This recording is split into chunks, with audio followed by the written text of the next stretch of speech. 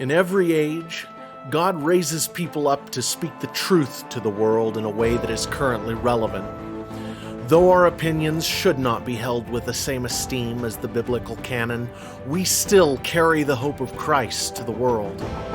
Our society has forgotten what it means to follow Christ. The bright lights of truth seekers are barely visible in the dim twilight of a post-Judeo-Christian society. We all see the darkness coming. All we can hope is to share the light that He has entrusted to us. This is Modern Apocrypha.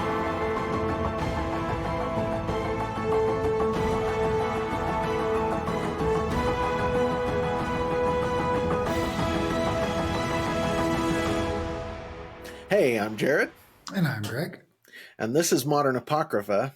And it's sort of my turn here to talk about, the reason for an episode and what I want to do. And I've had it on my heart for a while to go into some eschatology stuff a little deeper and to talk about why I think certain things. And this was sort of encouraged by a friend on Twitter, who I actually might want to have on the show sometime, saying he really liked what we... Eschatology is a little bit of a not often used word. Eschatology refers to specifically Christian or any faith's study of end times prophecy. And in the case of Christianity, it's not actually end times, it's end of the age, because we don't have an end time. We are eternal beings who have everlasting life. And so it's the end of this age of the earth that we're talking about.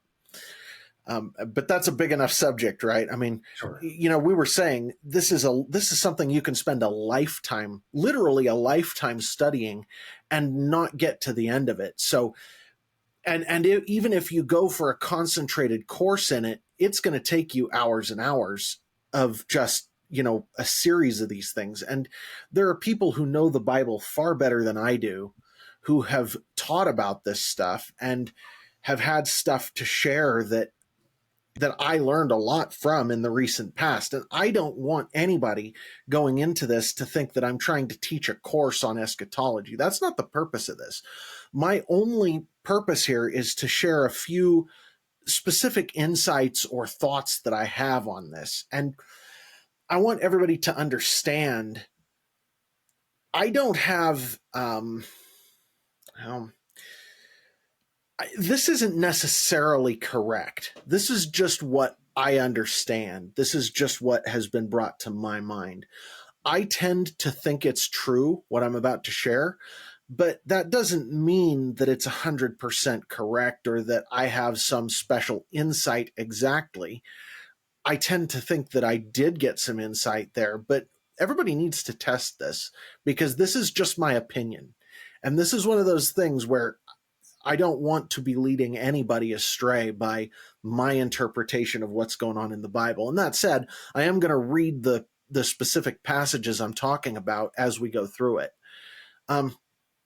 Before we do, though, there are a couple of things that I want to sort of touch on. One of them is something that most people don't actually seem to get, but that I have sort of had forcefully brought home to me over the past couple of years.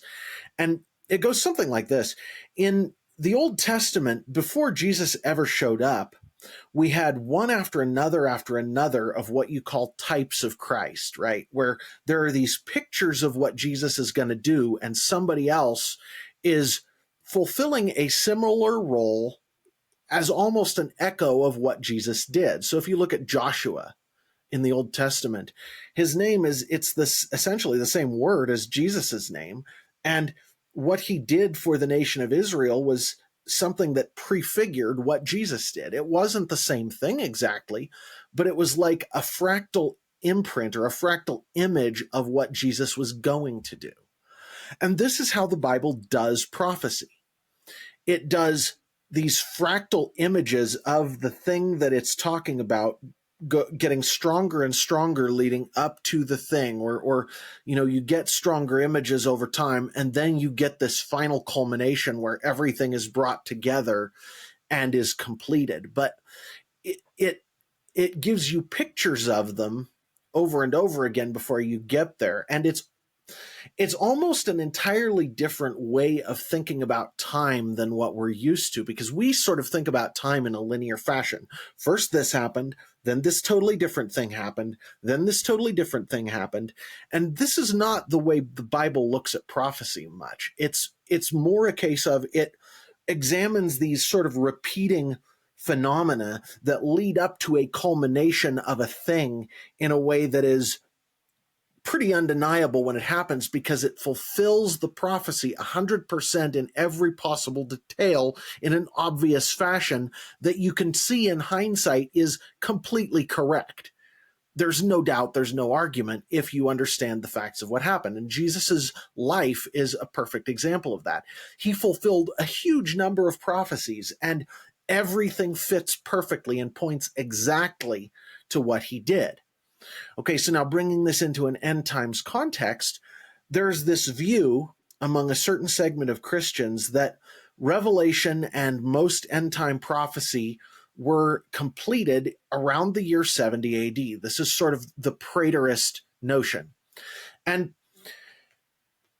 I understand why they're tempted to think that, and I'm not trying to throw shade at anybody, but to me, it looks like that was sort of a prefiguring of something to come, because I can't find a way in which those prophecies in the Bible, like the ones about everyone on earth being required to have this mark to buy and sell, or things like that, can be precisely corroborated to any particular event in history. And there are a number of things where that's the case.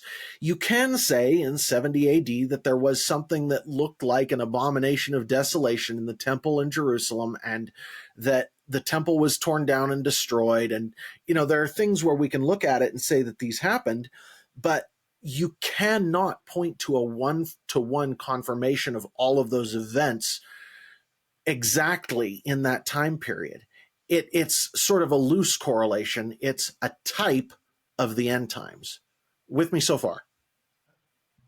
Yeah, I understand what you're saying. Okay, then there's one other thing about the symbology of what I'm about to talk about. And this is something that I had to learn about. Before the break, let's talk about Daniel. And then after the break, let's go into Revelation. So real quick, before I actually start reading from Daniel, when I first encountered this, it was because this prophecy sort of struck me forcefully, and I got what I thought was a proper application of the prophecy to the modern day, which was kind of interesting, because there are people who say that Daniel 7 was applied to ancient empires. And again, I think that was just a fractal picture of another thing that we see going on today. It's like just the cycle of things, and the Bible points to this event, but the final culmination of it is closer to now than it was to then. And it kind of struck me forcefully, and I got what I thought was a good, solid, correct understanding of what was going on. And I still think so. As time goes on, I'm more and more convinced that this is what we're going into. But the symbology of these beasts is hard to understand. So I did a little bit of digging into it, and I'm not going to get into full depth, but there are a couple of basic things that people need to understand. These beasts can refer to anything from the physical human ruler of a nation to the spiritual ruler of a nation to the nation itself. And things like wings tend to symbolize dominion. Okay, so the wings, when you see wings on a beast, it tends to symbolize that it's given power over the other beasts. So with that, let me actually turn into Daniel. I'm reading this in New King James, and I almost wish I had an ESV as well. I actually would like to go through it in ESV, but New King James is great for now. And this is going to be Daniel 7, and I'm going to kind of be starting at the beginning of it here, because it speaks to it. So in the first year of Belshazzar, king of Babylon, Daniel had a dream and visions of his head while on his bed. Then he wrote down the dream, telling the main facts. Daniel spoke, saying, I saw in my vision by night, and behold, the four winds of heaven were stirring up the great sea, and four great beasts came up from the sea, each different from the other. Now, the sea is often used to refer to the mass of humanity.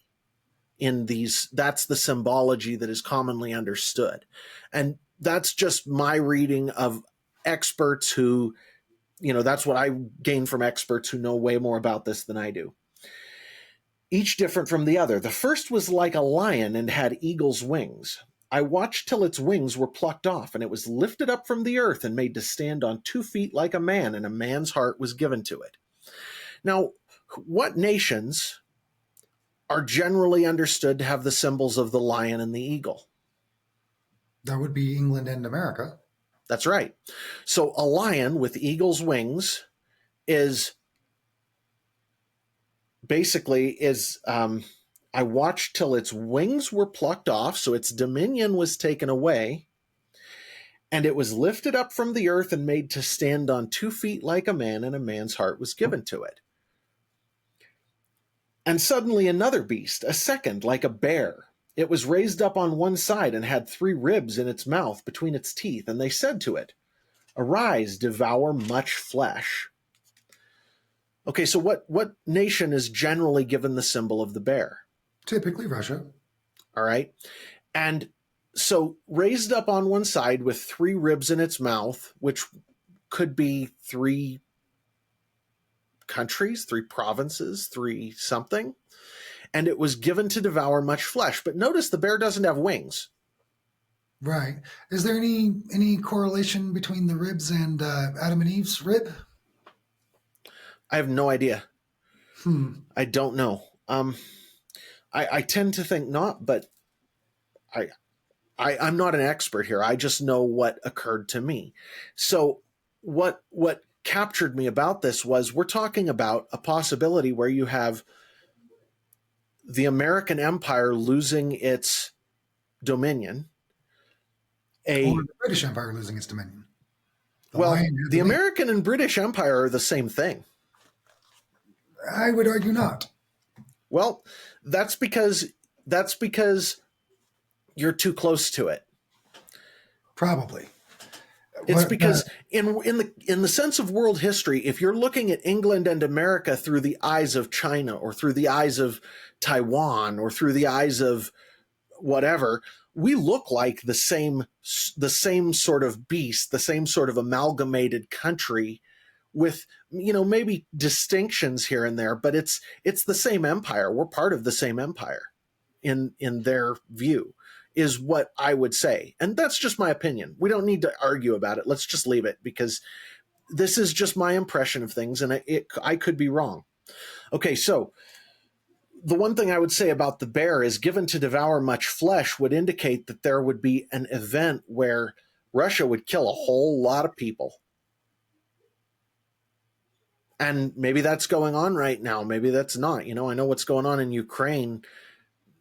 There's, I think, is it 3 provinces that Russia's invading in Ukraine? Something like that, yeah. So 3 ribs in its mouth and given to devour much flesh?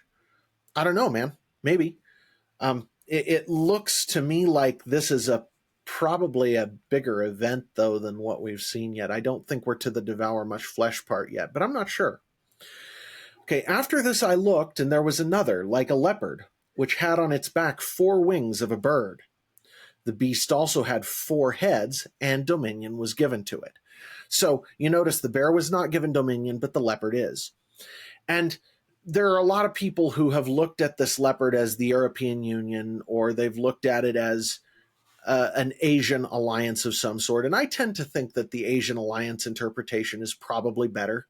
We see China in the ascendant in a lot of ways. They have their own police in New York City and Chinatown. They are definitely in the ascendant, and it may be that the American dominion is given for a time to an Asian alliance. I don't know, but that's one possible. That's what I think is likely. But again, it could be any number of places. It could be the EU. It could be Heck, it could be something out of Africa for all I know. But the idea is that after the lion with eagle's wings loses its dominion, the leopard with 4 heads and 4 wings of fowl, it's not just of a bird, it's wings of fowl, which has to, I think it has demonic connotations, but again, I'm not entirely sure. The unclean versus the clean birds, yeah. Yeah. And dominion is given to it. So there's another empire that takes over. And then we see another beast. After this, I saw in the night visions, and behold, a 4th beast, dreadful and terrible, exceedingly strong. It had huge iron teeth. It was devouring, breaking in pieces, and trampling the residue with its feet. Now, pay attention to this part. It was different from all the beasts that were before it, and it had 10 horns. Now, there are a lot of people who start paying attention to the horns and the little horn, and that's what they tend to focus on here. And I didn't get any insight on that. I don't understand that exactly or what it means. I can give you the symbology meanings for that, and the horns are positions of power or points of power. But what I want to pay attention to here and what I want to draw out are a couple of different things. First off, it's different from all the beasts that were before it. And it's like not just a different beast, it's a different kind of thing. It's a different category of thing. It's not the same kind of thing. And there are people who point to that as being a spiritual difference, a difference of I listened to Jonathan Cahn talk about it just recently, and he was talking about it being a difference in morality. And I kind of went, I don't think so, because what it looks like to me is that it's a different kind of power structure. It isn't a nation power structure. It's a different kind of beast. That's what it says to me. And that's a fairly simple reading. It's just a plain reading of it to me, but it seems that the context here is pointing at how it exercises power, because it's talking about it exercising power, and it's saying it's a different kind of thing. So it says to me, this is a different kind of power structure. It isn't a nation. It's a different kind of power structure. But dominion is taken from the nations and given to the beast. Doesn't sound like the United Nations to you? There's no land. There's no citizens. I could see it as a possibility, but I don't see the United Nations having dominion currently. Well, not yet, no. Okay, so maybe. Let's leave aside what for a minute, because I want to get to that in the context of the Revelation stuff. And we may end up getting into some of the Revelation stuff before the break, because it actually ties back into this beast thing. But there's a little more to go into here. So huge iron teeth, and the teeth are a technology thing. They're not just iron, that's how it's translated. But when you look at the original Greek, its teeth are a technology teeth. They're a different kind of thing. They're using technology to devour. And then it tramples the residue with its feet. It's breaking and tearing in pieces.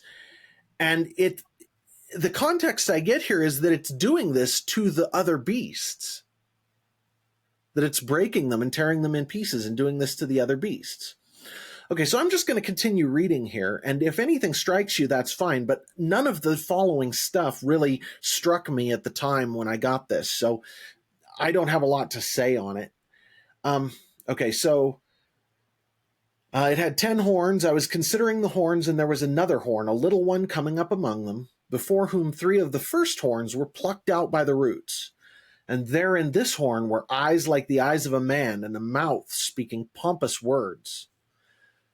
And maybe this is referring to, the beasts often refer to spiritual rulers. Maybe when it says the eyes like the eyes of a man, it's talking about a Nephilim leader. I don't know.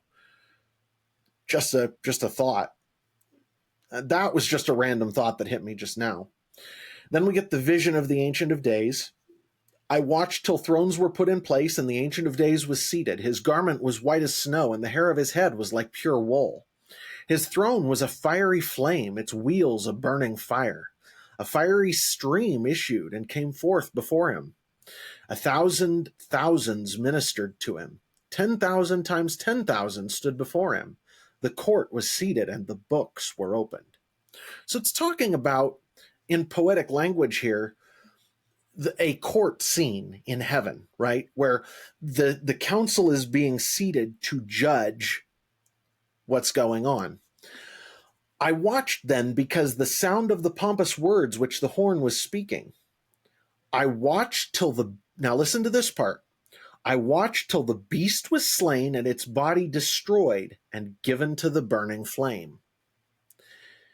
As for the rest of the beasts, they had their dominion taken away, yet their lives were prolonged for a season and a time.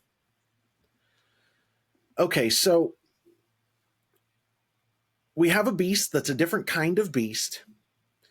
It's given dominion for a time. It doesn't destroy the other beasts, but it grinds them up and breaks them in pieces, and it takes pieces of them. And then it's slain, its body is destroyed, and the others are still alive, even though they don't have dominion, even though they don't have rulership. Okay? And then I'm gonna read the rest of the chapter here, and I don't know exactly how much of this I have to comment on, but let's go through it. I was watching in the night visions, and behold, one like the Son of Man, coming with the clouds of heaven. He came to the Ancient of Days, and they brought him near before him. Then to him was given dominion and glory and a kingdom, that all peoples and nations and languages should serve him. His dominion is an everlasting dominion which shall not pass away, and his kingdom the one which shall not be destroyed. And this is part of the reason I don't think that this is fulfilled yet, is Daniel is talking about the millennial kingdom, Christ's kingdom, which shall not end, and we haven't seen that instantiated yet. Christ has not returned physically to the earth to rule the nations yet. So I think that that's a yet to come thing. I, Daniel, was grieved in my spirit within my body, and the visions of my head troubled me. I came near to one of those who stood by and asked him the truth of all this. So he told me and made known to me the interpretation of these things. Those great beasts which are four kings which arise out of the earth. But the saints of the Most High shall receive the kingdom and possess the kingdom forever and ever. Then I wished to know the truth about the fourth beast, which was different from all the others, exceedingly dreadful, with its teeth of iron and its nails of bronze, which devoured, broke in pieces, and trampled the residue with its feet, and the 10 horns which were on its head, and the other horn which came up, and before which all 3 fell, namely that horn which had eyes, and a mouth which spoke pompous words, whose appearance was greater than his fellows. Again, that points to a very impressive person who is a point of power in this nation. And maybe that person is spiritual, maybe it's physical, I don't know. I was watching, and the same horn was making war against the saints and prevailing against them until the Ancient of Days came, and a judgment was made in favor of the saints of the Most High, and the time came for the saints to possess the kingdom. And he said, the fourth beast shall be a fourth kingdom on the earth, which shall be different from all other kingdoms, and shall devour the whole earth, trample it, and break it in pieces. The 10 horns are 10 kings who shall arise from this kingdom, and another shall rise after them. He shall be different from the first ones, and shall subdue 3 kings.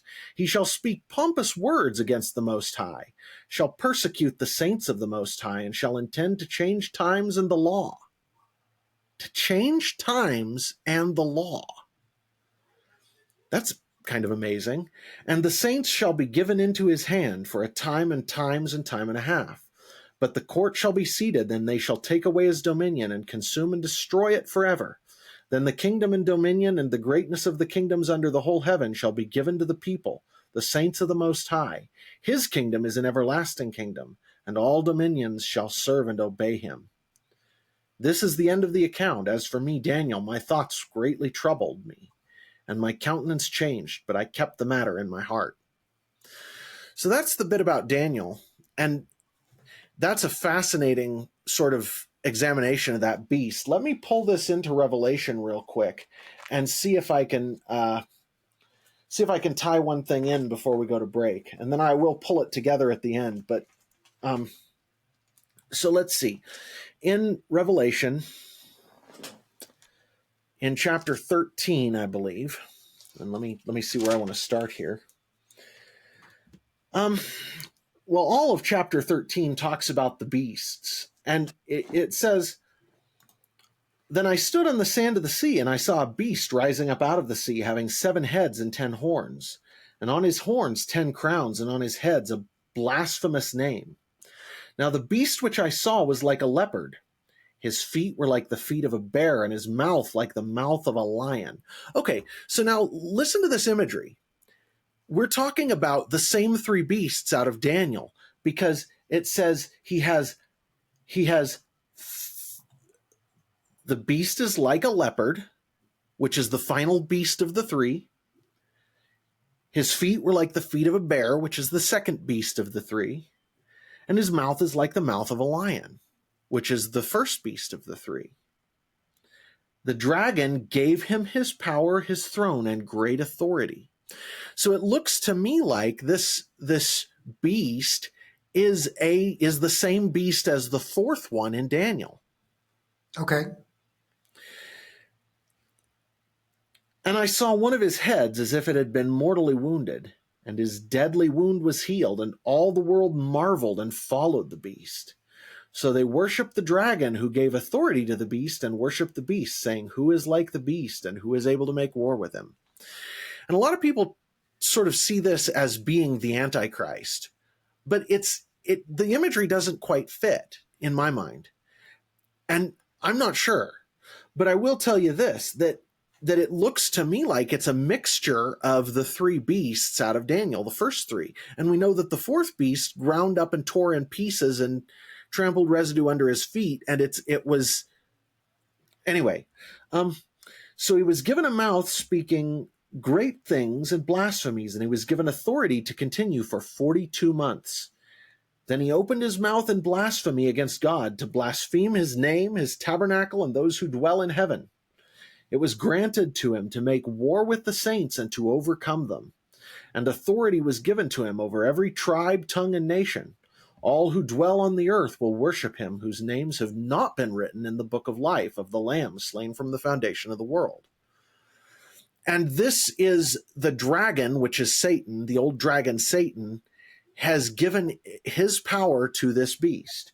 And Satan, in my opinion, and this is another subject, is a council alliance combination of the small g gods of history, of the sons of God, as spoken of in Deuteronomy. And that's another subject too. But anyway, if anyone Was he not the fallen angel, sort of trying to think of Satan in this dragon in this context as a single individual has some problems with it, I think, because it has how many heads?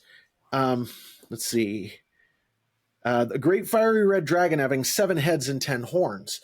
And I see this 7 heads as being 7 different beings that are combined to make Satan, that are combined to be spoken of as Satan. And I could be wrong about that, but that's what I think is probable. Okay? If anyone has an ear, let him hear. He who leads into captivity shall go into captivity. He who kills with a sword must be killed with a sword. Here is the patience and faith of the saints. Then I saw another beast coming up out of the earth. He had 2 horns like a lamb and spoke like a dragon. Okay, so now this, in my mind, is probably the little horn, the being that is considered to be the Antichrist by most people. And he exercises all the authority of the first beast in his presence, and causes the earth and those who dwell in it to worship the first beast, whose deadly wound was healed.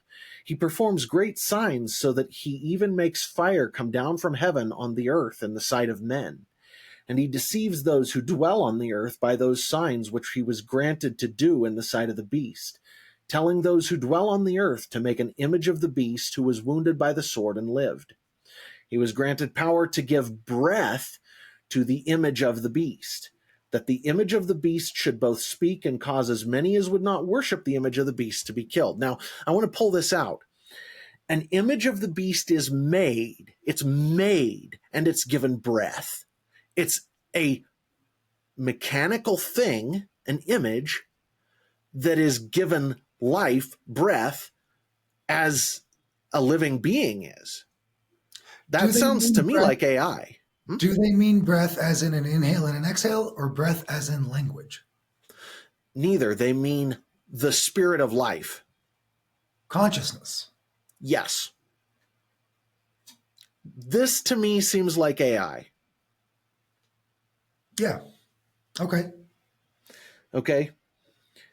He causes all, both small and rich, great and poor, free and slave, to receive a mark on their right hand or their foreheads, and that no one may buy or sell except one who has the mark or the name of the beast or the number of his name.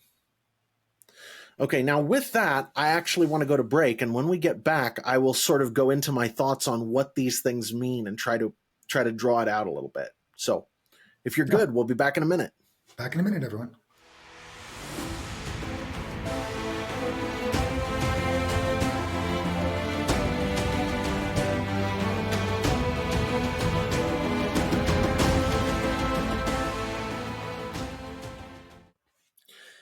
Bright Star has been out for over a month now. I just want to say thank you to everybody who has helped to make it the success that it already is. I've got a huge huge plans for the future, great things going on, working on the audiobook, working on the anthology, working on book 2. Everything's moving along. Just thank you, everyone. If you don't have a copy yet, you should grab one. Head over to e6universe.com. Use the promo code Israel for 10% off. I'd like to take a moment to thank all the people enjoying Modern Apocrypha. As many of you can see, I'm an avid coffee drinker, and I've been drinking North Arrow coffee for a couple of pounds now. You can find North Arrow coffee at northarrowcoffee.co, all one word, where they list coffee of the month and how green coffee is handled. I've been enjoying some of the number 4 Honduras and some of the number 10 Peru, available at northarrow.co. If you'd like to help support us even more, you can use discount code E6 for 10% off your coffee order today. Thank you.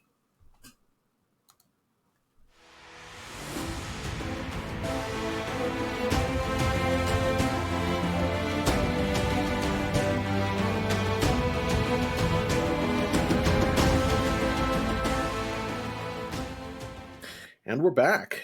Welcome back, everyone. So continuing from where we left off, I want to pull something out here that I think is actually really important. And this is one of those things that I'm actually almost 100% certain of, that this isn't just a guess or a feeling. This is actually like, I am almost 100% certain here. And let me actually speak to what you said about the United Nations here too. So it says, let him who has understanding calculate the number of the beast. Okay, no, it's the sentence before that. It's that no one may buy or sell except one who has the mark or name of the beast or the number of his name. So he causes all, both great and small, rich and poor, free and slave, to receive a mark on their right hand or their forehead. How does he cause them to do that? By making it so that no one may buy or sell unless they have the mark. Okay, and so the interesting that the mark of the beast and the number of his name, that could be a misunderstanding. His name may not be the beast's name; it may be a personal name. You may have your name on your. And that I don't know. Right, but here's the main point. And let me just skip a little bit of Revelation and read just one verse or so here, and then let me actually pull out a lot of what we've been talking about, and then we can discuss. So, we're talking about Babylon the Great's fall, okay? And it says here, I'm just going to read it, and then I'm going to pull out one little bit of this that made the light go on for me. Then a mighty angel took up a stone like a great millstone and threw it into the sea, saying, thus with violence the great city Babylon shall be thrown down and shall not be found any more. The sound of harpists, musicians, flutists, and trumpeters shall not be heard in you any more. No craftsman of any craft shall be found in you any more. And the sound of a millstone shall not be heard in you any more. The light of a lamp shall not shine in you any more. And the voice of the bridegroom and bride shall not be heard in you any more. For your merchants were the great men of the earth. For by your sorcery, your pharmakia, all the nations were deceived. And in her was found the blood of prophets and saints, and all who were slain on the earth. I feel like there's a misquote in there. You said the city Babylon. That's the false Babylon, wasn't it? Well, this is Mystery Babylon in the book of Revelation, and this is a subject that you could go into in great depth. But here's the bit of it that I wanted to pull out, because exactly who or what Mystery Babylon is still very much debated by everyone. Nobody knows. Okay? But here's the one bit I wanted to pull out. For your merchants were the great men of the earth, and by your sorcery all the nations were deceived. Okay, so let me now tell you in a few sentences what I think all of the scripture that I've just read means. I think that we talk about the first beast with the lion with eagle's wings, and that is the American British Empire, and that its dominion is taken away, and it goes through a time of trouble, and it's made to stand on its hind legs and given the heart of a man. And that during that time, the second beast, which is Russia, raised up on one side, given to devour much flesh, is not given dominion. It's just given the power to... what does that mean to you, mean to stand on its hind legs? I don't know, man. I think it's like... Have you ever seen an animal stand on its hind legs? It is an expression of surprise. It is an expression of Well, and in this case, it's made to stand upright and given the heart of a man, which is not an expression of surprise. It's a change of the nature of the thing into something that is more manlike. How would you equate that to the punishment of the serpent? I wouldn't. I would not. You would not? Okay. No, and can I finish this, please, and then we can discuss? Okay, so it's given the heart of a man. The beast that is Russia is given to devour much flesh. Then we get the leopard with the fowl's wings, which is another empire that is given dominion for a short time. Then almost immediately, another beast that's unlike the others, that's like no beast that came before it, something that is not a religion. It's not a national power structure. It's not a council. It's nothing like anything that has happened before comes up. And it devours and tears in pieces. And if it's the same one as we see in Revelation, it has the head of a lion and the feet of a bear and it's got the body of a leopard. So it's made up of the pieces of the other beasts. And this looks to me like a corporate structure, like a company. And here's why I say that. When it talks about the way that the beast causes people to get the mark, it's by economic power.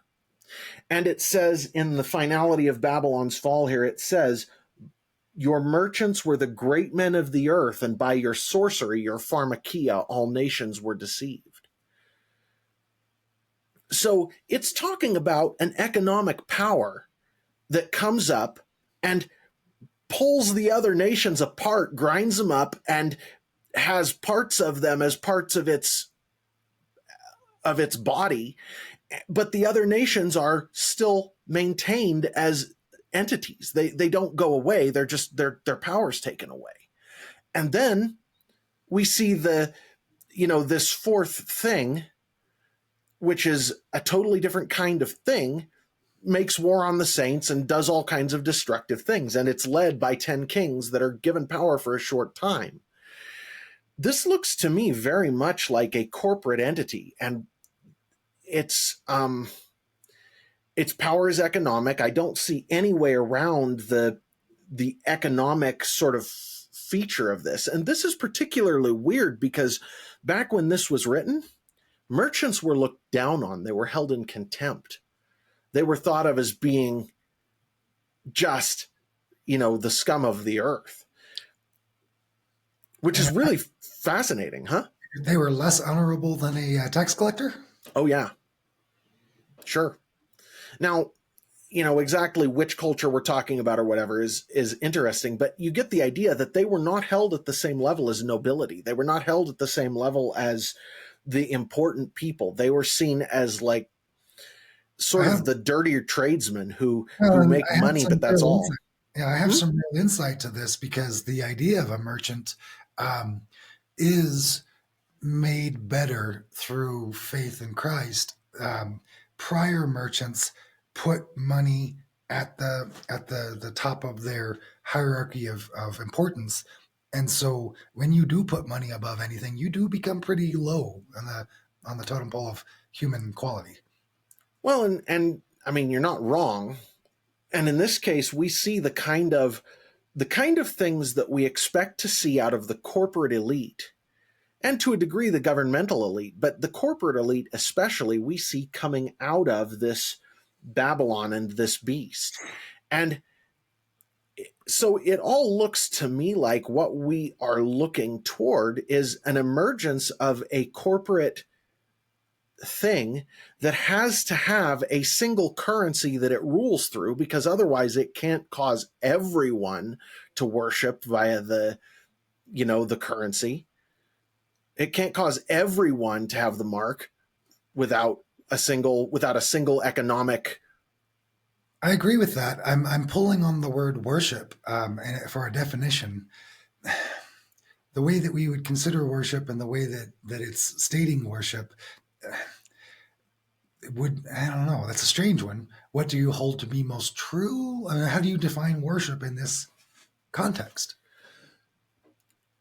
It's when you elevate something and honor it in your heart, is what the best way I would describe it. It also involves spending time thinking about and you know operating toward it or whatever. Like when I go to church and I worship, I'm spending time with brothers and sisters in Christ, and I am worshiping God. I am turning my heart to Him and thinking highly of Him.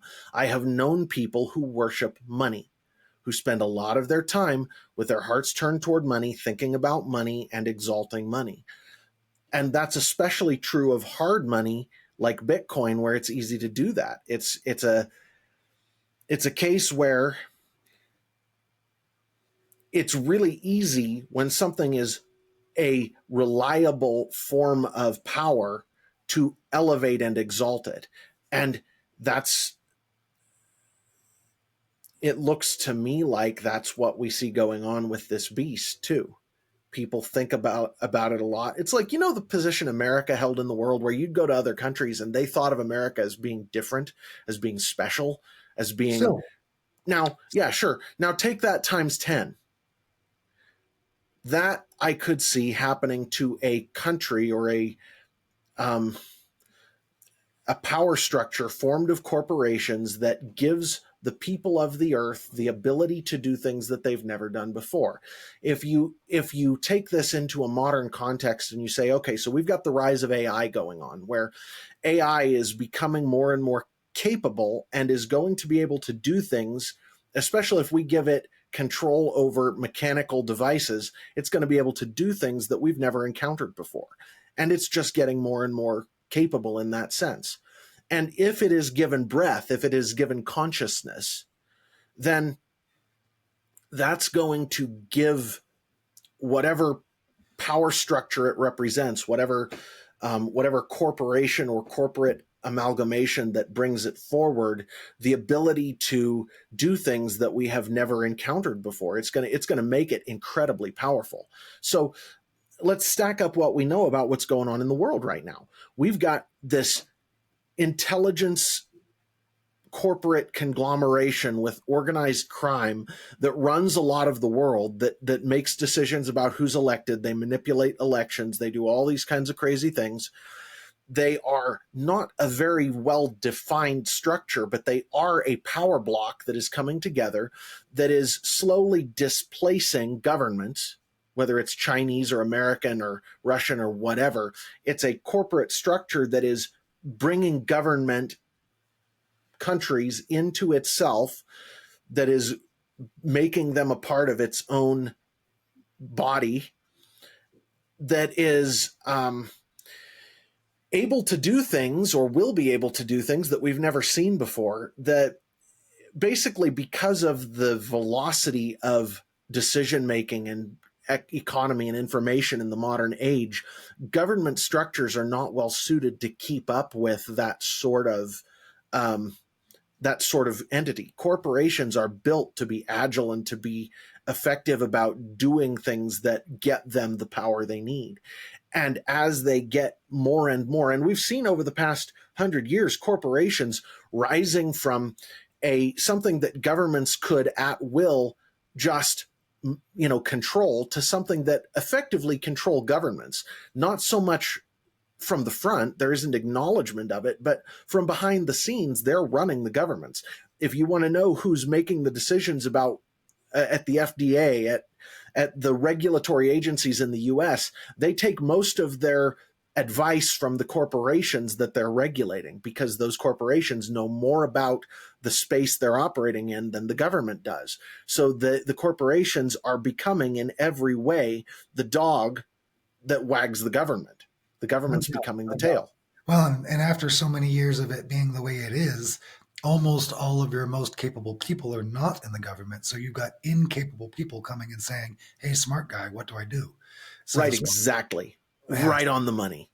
And so that's what I see happening right now. And it looks to me like these pictures of these beasts fit this as perfectly as I have been able to discover.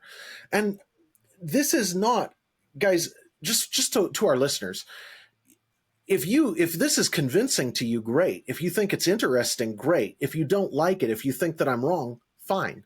I'm not trying to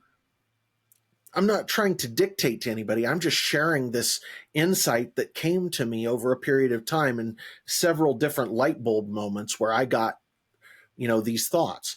And that's actually the most of what I wanted to cover here, because this sort of touches on all of the stuff that I felt like I had particular understanding of that I haven't heard expressed elsewhere. So I would be happy to hear your thoughts or questions, or go into any details you're interested in here.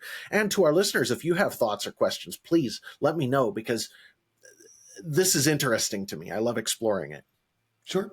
And I would say that Christian eschatology, if there is that word used for other religions, is different. We had, I don't know if it was on camera or not, the difference between a new age and the end times. We don't believe it's the end of everything. It's just the end of bad times, and we move into good times. Right? Well, and bringing into that what you just said, the idea that in God, when something is good, it gets better and better and better, and there's no end to the infinite goodness of what he creates. And he doesn't just, it isn't like everything's headed toward a horrible end in God. It's more like God is putting up with this horrible set of circumstances for a time to complete a specific purpose that he has. And that at the end of the bad times, there will be good times that continue to get progressively better forever. Oh, and I don't have the exact same reading of Revelation that you do. I do see a lot of similarity in the particular points. I do feel like it is fractal, and that it is repeated over time in greater and lesser scale. But I also feel like there's a misunderstanding about time scale and duration of time in Revelation as in Genesis, where this is not today this happened, tomorrow this happened, the next day that happened. It's much more. You ought to look at studies into the 70 weeks of Daniel and how they lay those out, because it's a really fascinating sort of understanding of how those 70 weeks of Daniel are broken up, because it sort of answered a lot of things for me when I finally understood it. And to anybody who's watching this, you ought to look into the 70 weeks of Daniel, because what Greg's saying about the timescale of Revelation would be a really easy conclusion to come to if you don't have the greater context of the end time prophecy from elsewhere in the Bible, and how it sort of focuses the lens of Revelation on what is happening and going to happen. Correct, but not to me. When I review Revelation, the first beast coming up and the dragon existing, just existing, right, and Yep. then uh, the beast coming forth and giving breath to the image of the beast. Those each of those things necessarily happening in that order is not them happening in a day. No. But we also know that when we're talking about a day, the Bible says in a certain spot that 1,000 years is as a day unto the Lord. So within the space of 1,000 years, do you see this all happening? Well, I could see that. And I could see that right now, there are times where nothing happens for a decade, and then there are times where a decade happens in a week. So you get these compressions and whatever of time that are very interesting.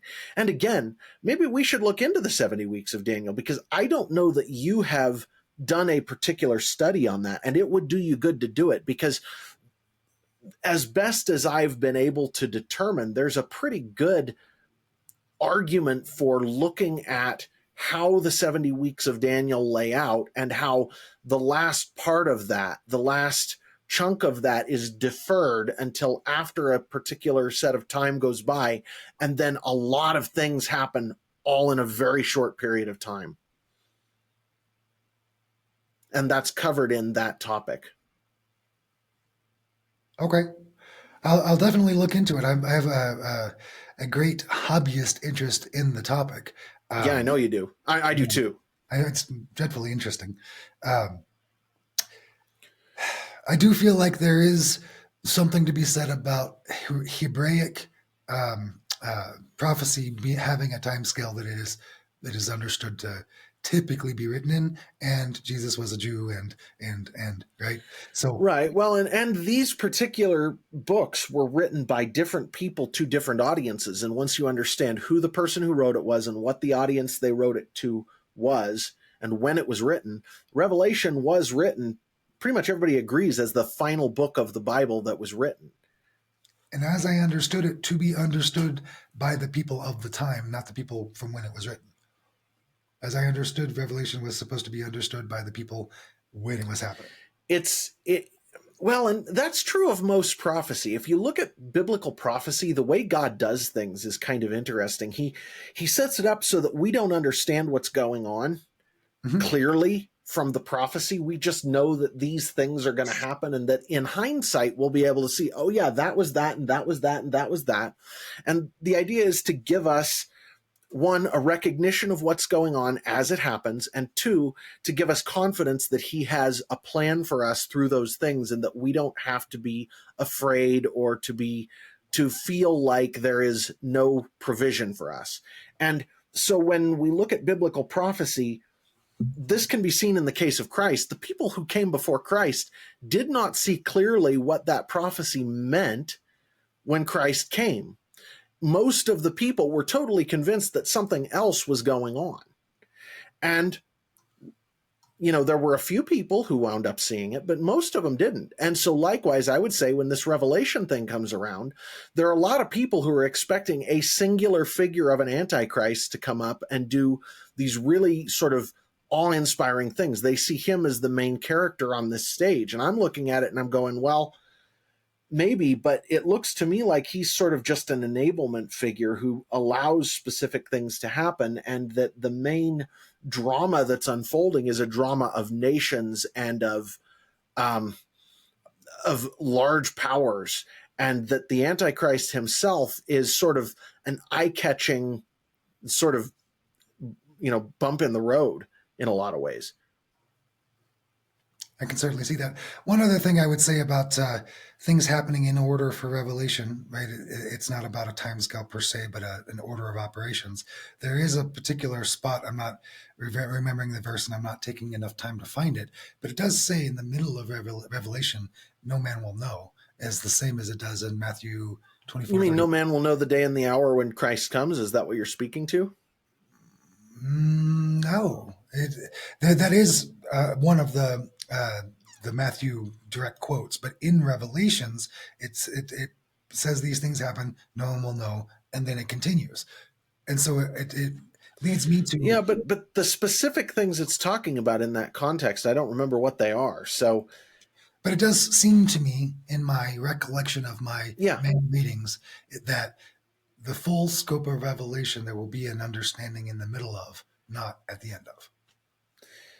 Well, and that may be the case. There isn't a lot that we know about the end except that we get a happy ending. There's a very minimal amount that is told us about what comes after compared to what is to happen during. And again, I think it's and actually, let me reiterate this for a lot of people. People seem to see prophecy as a way to foretell the future. And so they try to look at prophecy and match it to this event and that event and the other event and the next event. And they try to make things in their own time fit inside the prophecy. And what I'm looking at here and what I'm trying to communicate to people is where I look at these prophecies and I go, wait a minute, I'm recognizing something.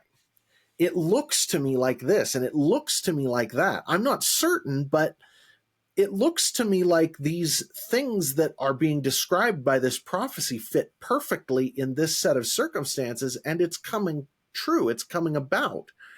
It isn't that I'm trying to make it fit so much as just that I'm recognizing, because there are plenty of things in there where I just read over them and I don't have a lot to say about it because I don't recognize any of it being immediate, or I don't recognize what it means in an immediate context. Does that make sense? It does. It does. Yep, and certainly I wouldn't say that we know for sure the amalgamated beast could be a United Nations. It could be an internet thing. It could be the United States of America. I mean, it could be many things. It's not Except it can't, because it's unlike anything that came before. It's of a different kind than anything that came before. So it can't be the United States of America. What you how said about we, the internet, but it's not just a distributed network of connections. It's an actual power structure that determines how things in the world are done from a central control point. So it isn't just an internet. It isn't a United States of America, because the United States of America isn't different from in kind from anything that came before. It could be. there were presidents before Washington. There were heads of state. There were, but it isn't. You're trying to look at too fine a detail. It's a different kind of beast. It's a different type of entity. The United States is the same kind of thing as England. It's the same kind of thing as China. It's a nation state. Both of those are both England, China, Russia. I don't think Australia, but all the big boys, they have a king, they have a queen, they have divine It right doesn't. built into It their. isn't. It isn't the king that's different. It's the kind of beast. It's a different kind of beast. That's this fourth beast. It's not a nation state. The difference between the prior nations is that there was a king, a family line that was divinely appointed. And that doesn't make it a different kind of beast. And in America, it is the people across the board anointed by God. But it's still a nation state. It's still a geographically centered power thing that has, and it's not a different kind of thing. It's run a little differently, but that's not a different kind of thing in my mind. And this is what, and actually, let me actually take you to task here a little bit. It looks to me like you're trying to make the words of the thing fit inside your view of what could be, instead of just going, well, if I read it plainly, it's a very different thing. It's different from anything else that has come before it. It's very different. That means it has to look very different. America doesn't look very different. It's the same kind of thing. And I think that would be arguable. Well, and you're arguing it, and that's fine. Right. I mean, there are certainly differences in a constitutional republic in the way that we've decided to live our lives, with the rotating leadership and the theoretical, voting to pick leadership, etc. I mean, it was down on paper from the Magna Carta in British times, but it wasn't put into practice until the step away. The Dutch had a republic long before America. They did. Oh yeah. Okay. I mean, and the republic is still a nation state, where a the United Nations, I could see an argument for the United Nations being a different kind of thing than what has come before. But to me, it still looks like a council of nation states that has a head of, there's still a UN secretary general. It still looks like the same kind of pattern of the things that have come before, just kind of an amalgamation of them, which says to me that it might be the enemy's attempt to an attempt to create this thing before it was God's time for it to come about. And so they imagined this thing and they started putting it together. And then I think there are other things that have to come into it, because it looks to me like the fourth beast's power is completely economic. They don't have the political power to force everyone to get this mark. Instead, it's a choice. You don't get to buy or sell unless you have it. And so it's an economic thing. And I actually think that's a mercy of God, that God makes it so that we don't have to be forced to do this or die, that instead it's a case of, no, you don't get to buy or sell. You don't get to be a part of polite society unless you're willing to take the mark. But if you're not willing to take the mark, it's still a choice, because it's not being forced down your throat by soldiers at gunpoint. That's fair. That's fair.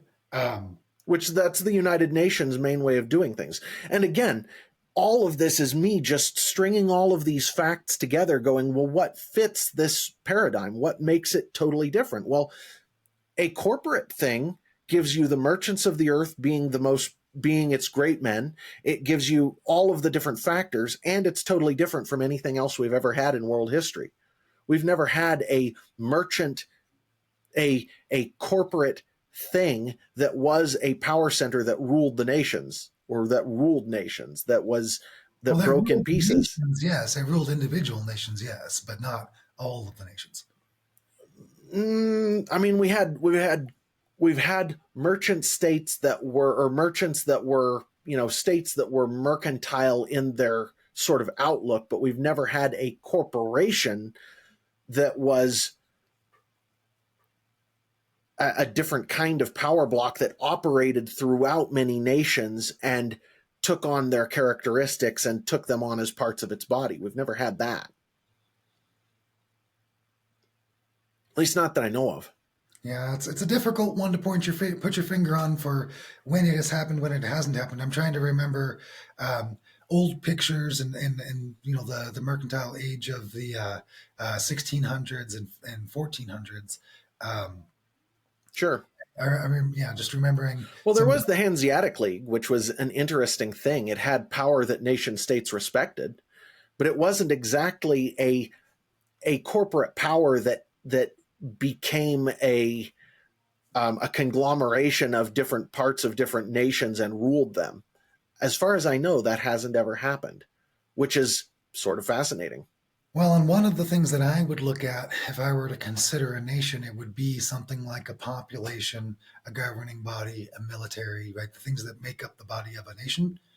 And if it doesn't have all of those things, then it's not a nation, right? So this thing and the beast, this fourth beast, is not a type of power structure that has been encountered before, which is, yeah, definitely, it's different. Any final thoughts? Anything you want to? Not specifically, other than I would say that my personal opinion on it is that it is a longer span of time. I feel like the span is long enough that it could have started in 70, 80 and still be going on. That wouldn't surprise me. Fair enough. Right. So that's my takeaway from it, is that it is intentionally prophetical, and you'll know it when it hits. And if you don't know it, then it hadn't hit. Well, and I tend to agree with that for sure. Anyhow, thanks everybody for sort of engaging my interest here. Again, don't take it as gospel. Don't take it as being, this is just my opinion, and this is just something that I think is likely. And that view of things may change over the future, because, I've been wrong about a lot of things. So thanks everybody for being here. I would say that to take away the good message in it, that it says, don't worry. It says, yeah, that's true. Absolutely true. All right. Like I say, thanks for being here, everybody. We'll catch you next time. Next time, guys. Thanks so much.